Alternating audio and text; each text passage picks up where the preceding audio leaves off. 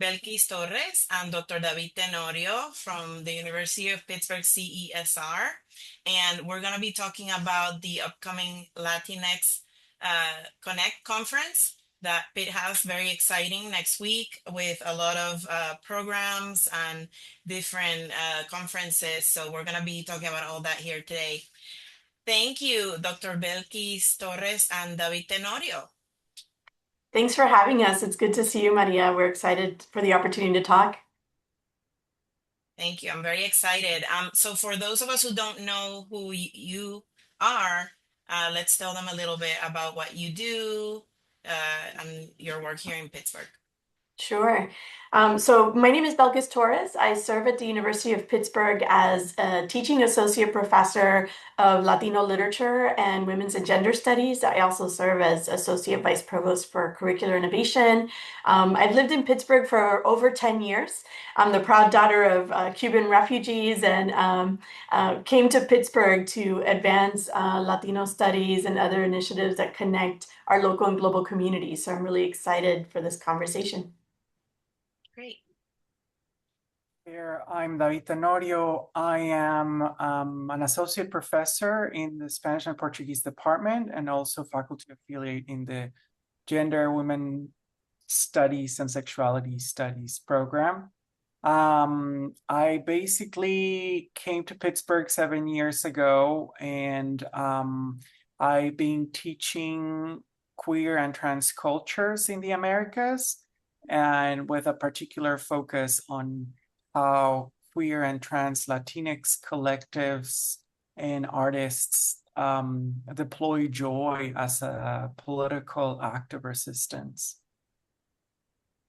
Great. And I want to hear more about all that. Tell us a little bit more about CESR itself in Pittsburgh. What's the history of the center and the work that is done there? Yeah, so CESR stands for the Center for Ethnic Studies Research at the University of Pittsburgh. And it was a place that was created several years ago now with the intention of providing intellectual and personal community for faculty, students, and staff, not only at the University of Pittsburgh, but really across our region, who specialize and care about issues of ethnic studies research, right? The center focuses on concepts of what it means not only to be Latinos in the United States, but also what it means to embrace our Indigenous, Native American experiences of African American and Black communities in the United States, as well as the experience of Asian and Asian American communities across the US. So really thinking about what it means to live in the US as members of these very diverse and rich communities. And so what the center does is provide intellectual space for folks to share research, to share course development ideas, to connect with the interest of folks through workshops, events and activities like the conference we're going to talk about today, but also provides opportunities for community engagement like we're doing today and like we do in a lot of our work to partner with community members to make Pittsburgh and Pennsylvania a better place for all of us. Sounds great. And then from your side, David, Dr. Tenorio, can you tell us a little bit about CESR and your role there? Yes, well, I joined the team of the Latinx Connect conference last year, and I have been one of the committee organizers that puts together the Latinx Connect conference. So this year, the conference features hope as a theme. And what we intend to do with it is just to reflect on how important it is for the Latinx community in the city of Pittsburgh, but also across the region, to make sense of what's happening right now and to think of other ways of imagining where we want to be. So this particular conference is a 3-day event that features community, academic, and on the ground conversations. And basically, we're just going to get together and think about what it means to endure and thrive in times of chaos and uncertainty for our communities. Mm-hmm.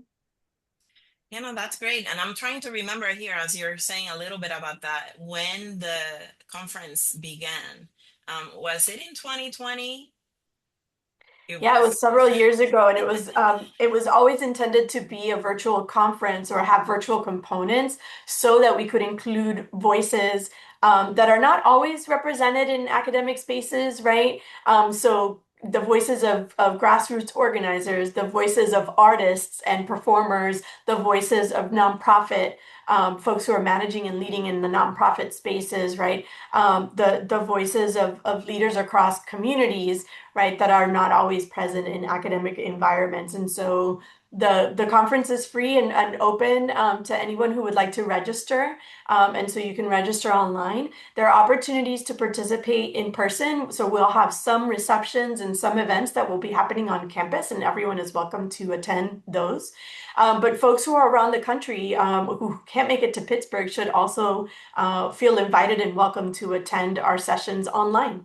Where you'll hear not only from faculty and professionals that we've mentioned, but also the voices of students that are really important in this moment, right? So you'll hear from graduate students and undergraduate students about what it is that brings them hope and what it is that they imagine can be their future in light of a really difficult situation that we're all living across the United States right now.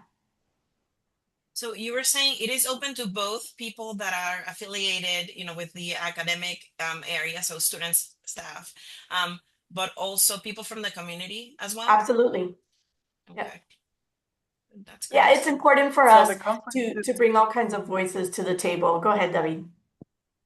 No, I was just gonna say or add that the conference is intended to do that, to create um, an alternative space beyond the university walls where community members, grassroots organizers, artists, and the community at large, not just in Pittsburgh, but also nationwide, can connect and can join in important conversations about what is ethnic studies, what is ethnic studies research, and how the work that we do is intimately linked with the communities that we serve and represent.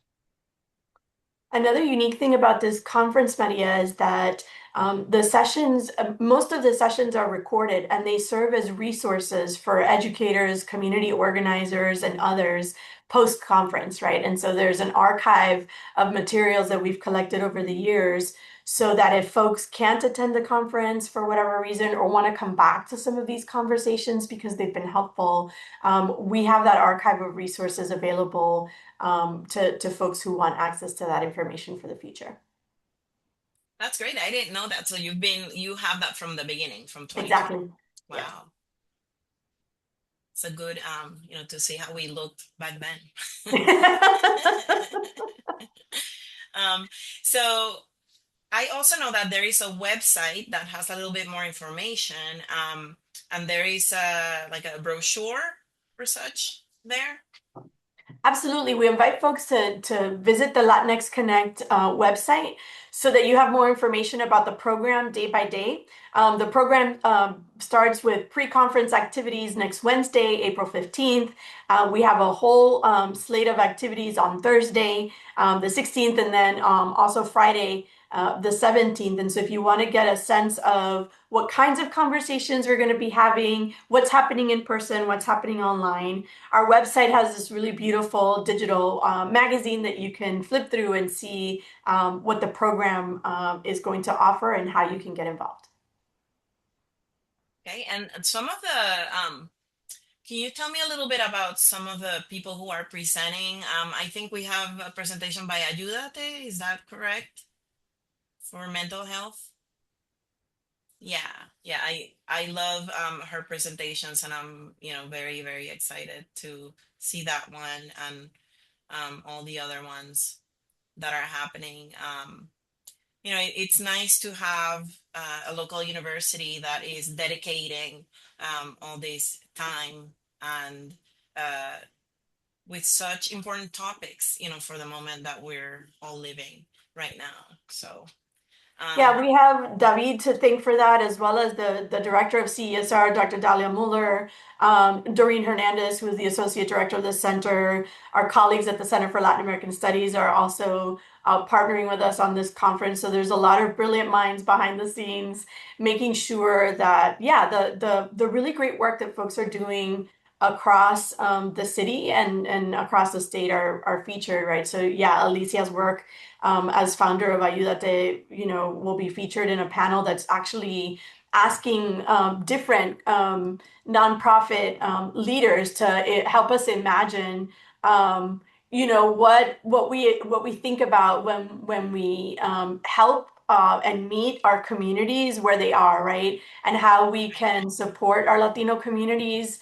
Overcome barriers to health, to economic instability, how we can help them grow mental well-being, their sense of belonging across Pittsburgh and Pennsylvania. So that panel is going to be fantastic. And it's going to be happening on Thursday in the afternoon. So we invite folks to come in person and check that out. But it's also available online for those who can't make it. yeah, and we're gonna be posting all the information and links in the episode notes for everyone to check out. And now, looking a little bit forward, past the conference into the work that you're both doing at the university, um, what's coming up? What are there programs that people can join? Are there certificates? What is the future of what you do? One thing that we're really excited about that's actually happening during the conference is that David has just published this fantastic new book, and we're going to have this book launch on Thursday evening. And so we're going to invite folks to come out for that to learn more about David's research. I don't know, David, if you want to give us a little bit of a preview or a sneak Sure. peek of what to expect. Yes, well, the book is called Queer Relajo, and it's basically a cartography, or like a map of Latinx queer nightlife. So while it starts in Mexico, and it talks about drag queens and other people that like to go out at night, so I focus on the ways in which queer and trans people go out at night and resist the commodification of desire. In other words, they go out at night without money and they just want to have fun. So basically, what I'm arguing there is, how do we keep those spaces that allow marginalized people to come out alive? And part of that book project also traces the importance of Latinx, queer, and trans artists, and how they have used joy as a way of pushing against just conventions about money, about time, about desire and identity. So that will be featured as part of the Latinx conference, Latinx Connect conference. I'm really grateful for this opportunity. And also the rest of the panels, I just wanted to add that they're open to a diverse audience. So it's not just academic topics that we're going to be discussing, but also community-based activism. And I know on Friday we're going to have 4 panels of just current debates in Latinx studies. So this is a very vibrant conference, and it's a perfect opportunity for community members here in Pittsburgh, but across the nation, just to get a sense of what Latina studies looks like at Pitt. And so, because the theme of the conference is hope and imagining a hopeful future, right, and embracing that, Maria, I think we also invite folks to check out what else is going on at Pitt with regard to Latino studies. David and I, with our colleague, Dr. Angie Ocampo-Rowland from Political Sciences, for example, are leading a research project right now to try and imagine what it would look like to have a formal Latinx studies program or project at the University of Pittsburgh. And we're excited to see what that means for the future of Latino studies, for our undergraduate students, for our faculty, and our researchers. So stay tuned for that. We also have a very vibrant Hispanic and Latinx Heritage Month on campus that we partner with community partners across Pittsburgh and Pennsylvania. So I invite you to check out those resources later in August and September every year. Um, and of course, we can't end without celebrating all of the great work that our Center for Latin American Studies also does, including their Latin American Studies and Caribbean Festival that's happening later in November. So invite you all to check out more information about that. So thanks for this opportunity, Maria. Yeah, and the festival, I can attest that it's amazing. So much. There's music, food, and activities. Just everything is colorful, festive. The things that make us Latinos, and it's at the University of Pittsburgh. Very exciting. I know this year. I believe it was supposed to happen in April, right? And then they moved it. Um, and To I will not November. forget Yeah. the date because it's Yeah. actually my birthday. So Oh, that'll be awesome. More reason to celebrate. yeah, that'll be my birthday present. Well, I'm so glad that we got to chat about this so that people know a little bit more about it and the work that you do as well. But Latinx Connect, and it's happening. Can you remind us of the dates for that? Yeah, that's April 15 to the 17th, Okay. online and in person at Mm-hmm. the main campus of the University of Pittsburgh. Mm-hmm.